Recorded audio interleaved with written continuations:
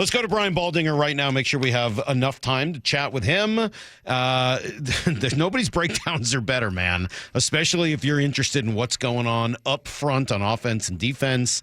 Baldy, thanks for taking a few minutes with us. We appreciate it. Hey, good morning, guys. Good to be with you, man. What's happening out there on the West Coast? Well, we're pumped, man. I mean, we're getting ready for like game of the year type of thing here. Seahawks and Rams. It really feels like that. God, does it feel like a big game? Let me start here because both of these teams have offenses and defenses that are both ranked in the top 5 in terms of points. Looking at the Seahawks, which do you like better, their offense or their defense? Gosh. That's a good question. Yes. If I had to choose, just because I'm a big Leonard Williams fan, and I remember a couple of years ago he was thinking about retiring, and he's as good as anybody in this business right now. So I guess I'll say defense. I'm a Mike McDaniel fan, Leslie Frazier, Leonard Williams. I like the big guys.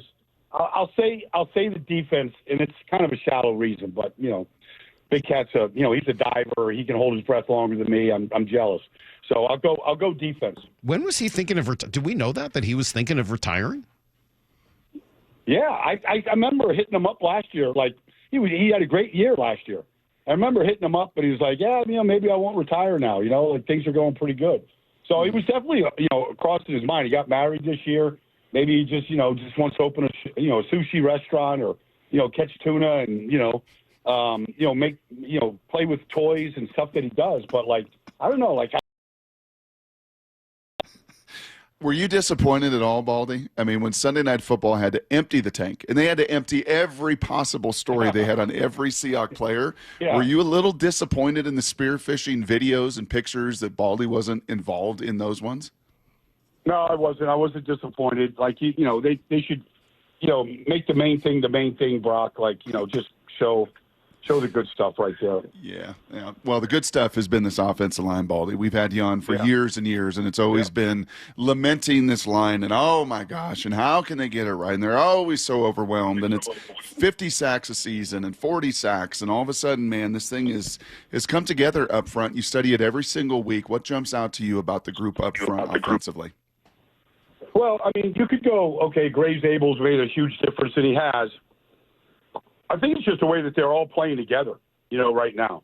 I think, as a group, they're playing well, including the tight ends. AJ is a really good blocker. I feel like, Robbie is a good fullback and a good H-back. I just feel like the whole group as one has really come together. And so, if you look at, and I think, Bradford's been there, but I don't think he's ever played better than he's playing right now.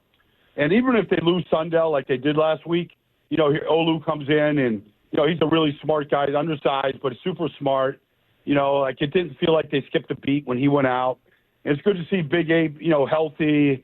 And Charles, I feel, is playing his best football. So, it's all coming together at once right now. We've talked a lot about personnel groupings this year, more than I ever remember. And Brock has taught me well about 13 personnel and 22 personnel and all the ways the Seahawks have found to get more big people out on the field. As you watch not just the Seahawks, but the league in general, how much are you seeing teams going to bigger and bigger personnel groupings? Oh, it's a league-wide trend. In fact, this weekend with the Rams, I mean, they dress 4 tight ends and play all 4. And all 4 have caught touchdown passes. And, Davis Allen is a great blocker, a lead blocker, and Parkinson, obviously from Seattle, has always been a good multidimensional player. Higbee has been, when they went 11 personnel, he was a tight end in the field. But they played 3 tight ends the other day against San Francisco, probably as much as – it was probably the number 1 package. And so, but if you're looking at the teams that are good offense right now, are running the ball effectively, most of them are in at least 2 tight ends, and a lot of them are in 3 tight ends right now. And you're going to see it a lot against the Rams this weekend. Are we seeing a little turn, Baldy? Are we seeing a turn in the offensive lines? It started last year, I thought. I'll be honest with you, Brock. I started tracking teams that were running it more than they was throwing it. I mean, the Eagles ran it over 100 times more than they threw it last year. Obviously, Saquon was a big reason why. But, Detroit, New England, I just saw the Patriots, Brock, on Sunday. They run it more than they throw it. I think teams are trying to limit the exposure that the quarterbacks get in this business and trying to reduce the amount of hits that they take. And so, and I think they're trying to balance things up. You're seeing more and more teams like Seattle, like the Rams, where the quarterback is back under center. They're not in shotgun all day. And so I feel like there has been a shift that's going on. It's obviously a big part of what, Clint does and what McVay does and Kyle. But it's. I feel like it's traveling around the league, even in Philadelphia, where Jalen Hurts has lived in shotgun at Alabama and Oklahoma, and to begin his career in Philadelphia, he's going under center, not a lot, but a little bit more than he ever has. And so I feel like that is a real trend in this business. So what's the antidote if you're a defense and you're seeing more of these, larger personnel groupings and you're seeing more under center, more of that style play action? What is the antidote as a defense? Well, the dime defenses that we saw where it was one linebacker and a safety, like they're going to go away. You wanted to play faster. You wanted to have more speed on the field. Well, if they're hitting you the way, Seattle was hitting, Arizona the other day, I don't know that you can afford to play. You're going to see more reduced fronts where they're covering up the two guards in the center. That's a league-wide trend to try and contend with it a little bit. And so, the defenses had to get bigger too. And more big guys on the field. And so that's what you're seeing around the league right now. Do you think a guy like Nick Eamon-Warry or that style of player can help with that? He jumps out to me just with his size at that position as somebody who could make life difficult on a McVay-style offense with 4 tight ends. Yeah, that's what Kyle Hamilton is in Baltimore. It's a real chess piece to move around, to blitz, to play, stand up against tight ends and be able to take them on, but still be able to play the deep half of the field. Like in some ways, guys like Kyle, guys like Eamon-Warry, like it's positionless football, and you can't really say, okay, he's a safety, because he's not. He's playing a lot of different positions, and you use that as sort of your matchup piece, depending on what formation you're getting and what they like to do out of these formations, because linebackers think if they know the formation, they know the play, and largely you kind of do. If you watch enough of this over a period of time, you listen to the Luke Kuechly's and Bobby Wagner's, guys that really understand offense. So then you start matching Nick up against certain looks, and it's effective. You know what else may be coming back, Salk? The big nose tackles. Big Ted. I'm into that. 260-pound Levon Kirkland at linebacker. Big boys. Biggest dude you ever had to try to move back in your day, Baldy? Well, Reggie White. Reggie was, I remember it was easier being a teammate with Reggie than to play against Reggie. But I remember we had this electronic scale in the bathroom going into the showers. And, like guys would step on the scale, see what they were before, weigh in, whatever. Like Reggie would get on the scale in December after 4 months of, basically going to sleep before practice before he terrorized the league on Sundays. And he would get off the scale when it was at 330 or 335, but it was rising. He just didn't want to see the final figure, So, it was easier to be a teammate of Siragusa. Weight unknown. Mm-hmm. It was a lot easier to be a teammate with Tony than it was to play against Tony. Yes. And so I prefer being teammates with big elephants than it is to, play against them. Reggie White. And how about Gilbert Brown lining up next to him? Gilbert, the Gravedigger. One of the great nicknames in all of sports ever. Yes. The Gravedigger. He sacked the quarterback. He's out there digging a grave for that quarterback, man. Yes. The Gravedigger. Absolutely. Do you remember Gilbert Brown's commercial? It was for Burger King or something where they kept calling him fat, and then he looked at the camera and said, "And I'm getting fatter." I loved it. That guy was hilarious. Bring that back. I'm laughing. Yes. I got to see it. I'm going to look it up on YouTube so when I finish this. So a couple of the biggest keys, Baldy, last couple minutes here with you. We always love, I love the time, and everybody loves your breakdowns, and I'm glad you and DJ are doing a podcast. DJ's a guest of ours every week, and just love all the content you guys create. So if you look at it now, what is today? Wednesday, hump day, first day of the week of work for the guys, and you kind of project to Sunday. What will be a few of the biggest keys, really to the outcome for a monumental game here for both? Well, I'm not going to, make a revelation here. Brock. But honestly, I think the weakness of this Rams team are the corners. And I expect Jackson Smith and Jigba, just like he did last week. Nobody runs routes like that, or very few run routes like that. I would attack those corners on the outside. Rashid, they already have a package for him. I would attack those guys, number one.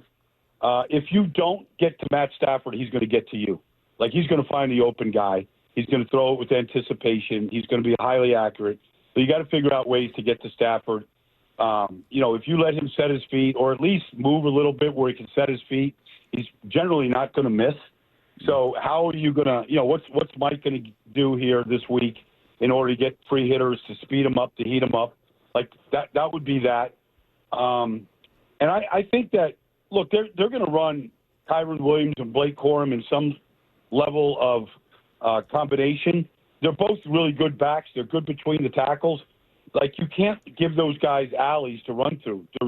They're really good physical backs. You got to limit those spaces that they can get to, because they will feed those guys enough for the play-action pass to really take off, and that's ultimately what they end up doing. So Leonard Williams is my favorite player on this team. I just love watching him, and I'm glad we've talked about it. And I know that you've got the spearfishing relationship with him. But I've got a guy that is fast becoming a competitor in terms of my favorite player on this team, and I did not think it was going to be the case when they signed him this offseason. But Demarcus Lawrence has just been – I just love watching him. Have you done any breakdowns on Demarcus Lawrence and what he does? Well, I showed scooping and scoring 2 touchdowns last week. That was pretty obvious. But the one thing about Tank, and that's his nickname. And I remember when he was in Dallas before he got his second contract, and I didn't think he played. Not that he didn't play as hard when he got his second contract, because he had injuries, because he's undersized, but he has unbelievable movement. He's a very difficult guy to stay in front of, and he plays the game really hard. Tank is a really good player. I think he needed a new space. I thought, look, Dallas has their issues. Sometimes you're a part of those issues. Sometimes you could be a culprit. But at the same time, his effort and the amount of football he has seen allows him to play really fast. Mm-hmm. So it was a good sign. He's been healthy. That hasn't always been the case the last few years. But nobody can deny the effort that Tank plays with. And I don't know how he'd hold his breath, Salk. He's probably not a spear fisherman, because you really got to hold your breath. But his arm length and extension, if he were to ever become a spear fisherman, it'd be lights out for any eel, any garbage down there. His arms, Baldy. I don't know how you block a guy like that. His arms are so long. He gets his hands on you first, and as you said, with all the experience, it feels like it's game over. Well, there is a reason why that measurable seems like it's so important, especially when you get to the combine, because it just allows you a longer reach to get your hands on people, to get to tackles, to stay in the passing lane longer. Length is important, and it shows up. It shows up on defense, I think, more than it shows up in offensive tackles. Mm-hmm. And guys that get pushed inside to guard and things like that. Will Campbell's arms are too short, but he looks like he's a pretty good tackle to me. But on defense, if you get guys with that kind of length, I think it shows up in tackles. It shows up in assists. It shows up in tip balls and getting in the passing lane for quarterbacks. You deal with eels when you're spearfishing? Is that part of the deal? I'm not a big fan of eels. Right. I let them just go. The eels are snakes. I don't like snakes. Right. You can't kill them. Right. Their nerves always. I killed a snake one time in my sister's backyard, a rattler, and I was like Davy Crockett. I skinned it, made a headband out of it. But I figured, I'll just put the rest of the snake in a dish, and I'll put it in the refrigerator. What? Man, when my sister, I thought, maybe she could cook it or whatever, and when she saw that, but the snake's nerves are still innervated even after you kill it, even after you skin it. So she saw a skinned snake in a refrigerator still moving, and that put her on her backside. I can't believe she's talked to you. I don't think I'd ever talk to you again. That would be... I didn't think about it like that. That really would be it. That'd be the end of our relationship. I was selfishly just thinking about the headband that I created. Unbelievable. Baldy, thank you. That was not where I thought that story was going to go, but I guess you just never know. Thanks, man. Great stuff as always. We really appreciate you. Thank you, Baldy. Take care. See you, Brian. There you go. See you, buddy. There you go, Brian Baldinger. I wasn't expecting that. That was a surprise.